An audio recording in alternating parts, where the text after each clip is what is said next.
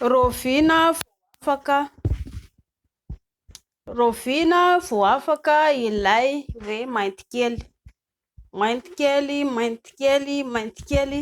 Tsy tafiditra ao anaty kalandre ilay hoe fandokafana vehivavy. Nefa zao kosa maha mainty kely anazy ve zao? De maha mainty kely anazy ve zao?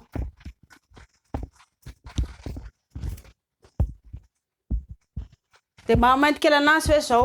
Ho an'ny lehilahy malagasy a, ho an'ny lehilahy ilay hoe tsy tamana lehilahy fa tsy tia lehilahy ilay mainty kely dana mipetraka any an-dafy. Any an-dafy indray lahy tsy fotsy be ny hitan'ny lehilahy any fa mena kely, volon-draozy hozy ilay fitenenany, rose rose ny hitan'ny lisany any. De any lehilahy zany raha ohatra lehilahy ka mila rose rose raha mipetraka Eoropa na Amerika. Raha ohatra indray lehilahy ka hoe te handeha hipetraka any Azia de ny any koa tsy manala voly ny ankamaroan'ny vehivavy any. De afaka mandeha makany lisany de mahita mainty be koa. De izay tia lisany io, mifindra monina any zany lisany. Aza manaratsy leto an-tanàna intsony manomboka androany fa raha ohatra ka hoe tsy tia leto an-tanàna de ndana mifindra monina any, izay ny vahaolany. Na mainty kely io, na fotsy kely io, na mena kely io, na volomparasy io, tsy izay le tanjona faly anodina.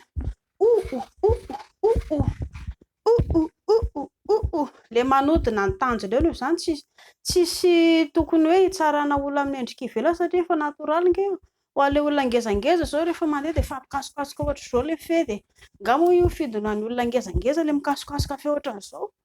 Efa natoraly io de efa eo zany, tsy maninona io fa tsy any le tanjona fa any amin'ilay manodina ny tanjona. Ho an'ny lehilahy de aok'izay ilay manaratsiratsy vehivavy. Raha ohatra ka hoe tena tsy tia lehilahy ilay izy aleo lehilahy mandoha vola, manao tatouage, atao tatouage ny le mainty be madama de tsy mahita le mainty kely intsony lehilahy. Na le eto amin'ny tapony eto ary ozy lisany hoe mendimendy kely le izy, tsy izay nge le olana na mendy io na manga io tsy hisy olana izany. Ny olona rehetrarehetra any an-dafy ohatra izay jereo tsara fa le olona manao video hitanareo ilay vehivavy miteraka ireny ka hoe atao video de jereo tsara nge somary matroka kokoa, mangana kokoa ilay hoditra eto amin'ny tapony eto rehefa izy ilay miteraka iny.